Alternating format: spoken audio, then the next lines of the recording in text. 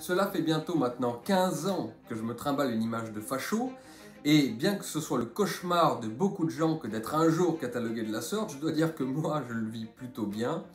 Et en fait ce sobriquet n'est pas si terrible, il se peut même qu'un jour on doive le porter comme une médaille, et je vais vous expliquer pourquoi. Alors d'abord, abonnez-vous à cette chaîne, puisque je vais publier beaucoup plus de vidéos désormais, et allez faire un tour sur mon site internet www.rochedi.com, notamment pour acheter ce livre Nietzsche l'actuel, qui est un petit best-seller et dont on n'a pas fini de parler. On nous dit qu'il faut proscrire toute radicalité de nos vies et que la droite, d'une manière générale, empeste le ranci. C'est-à-dire que si nous avions des idées assez fortes pour qu'on puisse les voir comme étant extrémistes, eh bien alors nous étions le diable absolu qu'il fallait absolument excommunier de toute bonne société. Cette menace a longtemps pesé sur les consciences. Combien sont-ils à s'être tus devant la machine à café au bureau face à des gens usuls qui déblatéraient leurs demi-vérités, demi-tièdes, demi-gauchistes, ou dans les repas de famille face à Tata Marie-Marlène qui parlait, racontant ce que la télé lui avait dit la veille, sans rien dire, de peur de provoquer d'esclandre ou d'être victime d'anathème, et donc ainsi laissant toutes ces demi-vérités et vraies escroqueries gauchistes, demi-tièdes, demi-mensonges, continuer, avancer dans la société sans encombre. Combien sont-ils? Moi-même, j'en connais énormément, des gens qui ont pourtant des boulots très haut placés, qui sont dans des grandes écoles prestigieuses et qui préfèrent se taire de peur d'être mis au banc de la petite société dans laquelle ils veulent être acceptés. Ils sont incalculables. Nous sommes un nombre incalculable. Je connais des histoires montrant deux personnes au sein de la même entreprise ou de la même école, dans la même classe, qui partageaient les mêmes idées, mais parce qu'ils les taisaient, eh bien, ne pouvaient jamais le savoir et se sont rencontrés par la suite sur des forums, sur internet ou dans d'autres lieux. Et ce même, comme le dit un ami, ou plutôt comme blague un ami, il y a deux types d'hommes qui se reconnaissent au premier regard, les homosexuels et les fachos. Perso, j'aime les femmes, et vous ? La fachophobie, la discrimination scandaleuse, honteuse, nauséabonde dont sont l'objet les fachos et l'oppression systémique commise par les cis-gauchistes a découragé et décourage encore beaucoup d'intelligence. Combien de petits fachos ont été assignés à leur naissance au genre progressiste, ayant été ainsi mégenrés toute leur vie, et à qui il faudrait seulement injecter un petit peu d'hormones pour qu'ils puissent être libres à nouveau et redevenir ce qu'ils sont vraiment. La peur d'être traité de facho est l'aubaine sur laquelle les gauchos progressistes vivent à crédit depuis au moins 50 ans.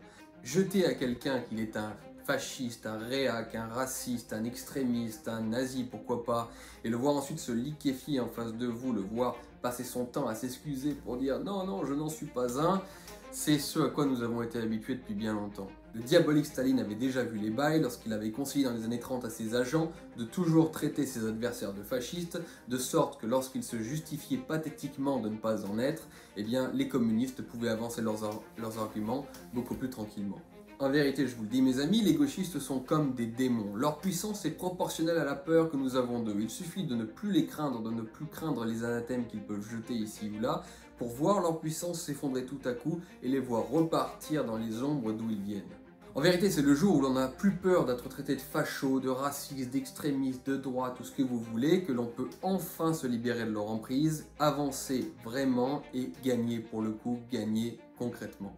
Car après tout, qu'est-ce qu'être un facho aujourd'hui? Eh bien c'est très simple, c'est simplement n'être pas de gauche et ne pas considérer notre époque postmoderne comme extrêmement brillante. Et moi je vais vous donner la définition du facho comme ils disent, c'est très simple en fait. Homme ou femme, souhaitant vivre en sécurité et en harmonie dans l'environnement qu'il a hérité de ses pères et de ses ancêtres, qu'il veut simplement transmettre à ses enfants en l'état, voire en améliorer, et qui est prêt à se battre pour cela. Voilà la définition du facho, et en fait, c'est simplement la définition de 99,9% des êtres humains normaux dans l'histoire de l'humanité. Et pour cela, il faudrait s'excuser et baisser la tête, très peu pour moi. La vérité est que, précisément, la vérité est radicale, l'avenir est radical, la tradition même de la vraie droite est radicale, comme je vais vous le montrer, et que peut-être bien du coup, que les fachos sont eux aussi des chances pour la France. Tout d'abord, parlons de vérité. Je suis navré de vous le dire, mais celui qui est considéré comme étant un facho a en fait toujours un temps d'avance sur le mainstream et surtout sur la droite classique qu'on voit dans les médias, bourgeoise et pseudo-conservatrice. Je me rappelle très bien que ce pourquoi nous étions traités de nazis il y a 15 ans, quand j'ai commencé, c'est ce que l'on peut voir désormais sur les débats sur CNews ou dans les livres édités chez Stock ou je ne sais quoi. Ce qui était nazi il y a 15 ans est devenu mainstream aujourd'hui. Ce qui me fait dire d'ailleurs que pour être considéré comme un intellectuel de droite en France, il faut avoir raison mais en retard.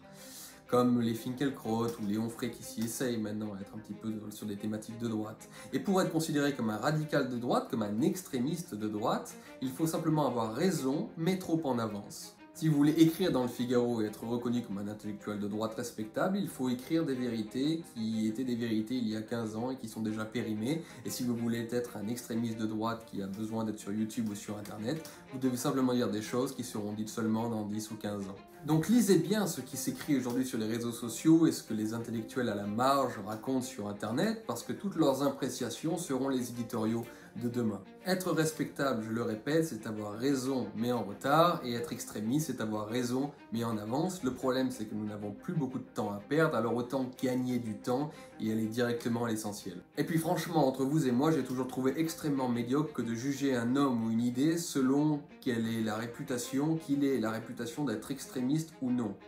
L'extrémisme n'est qu'une question de point de vue, ce n'est pas une chose en soi, cela dépend d'où on se place. Pour beaucoup, par exemple, la politique de Macron est extrémiste selon le point de vue, encore une fois, où l'on se place. Pour ma part, je me moque bien de savoir si une idée est considérée par les bien-pensants comme extrémiste ou non. Ce qui m'intéresse quand j'aborde une idée, c'est de savoir si elle est vraie ou non, et surtout en tant que Nietzschéen, de savoir qui en réalité elle sert. Être radical, c'est avoir raison en avance certes, mais c'est aussi donner la puissance de triompher et de la capacité de pouvoir influencer l'avenir. Comme l'écrit Taleb, ce sont toujours les minorités agressives et radicales qui font les standards éthiques de demain, qui font l'avenir, qui influencent le futur. C'est comme ça que progresse en permanence la gauche, par ces minorités radicales qui avancent des idées qui sont d'abord marginalisées, voire même moquées par le public. Le bourgeois ne les prend pas au sérieux, il pense que ça va trop loin donc ça ne sera jamais la norme, puis petit à petit ça entre dans le mainstream et ça devient effectivement la norme et le bourgeois est cocu une nouvelle fois. Dites-vous bien que tout ce que nous avons connu ces derniers mois, Black Lives Matter,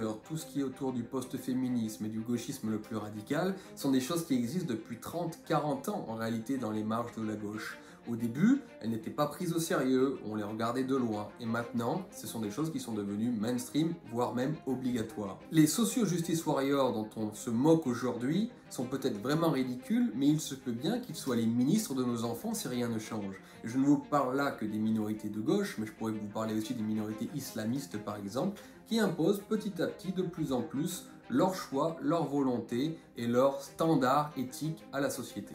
Et le problème, c'est que face à ça, la droite a tendance à se penser du côté de la majorité silencieuse, en majorité.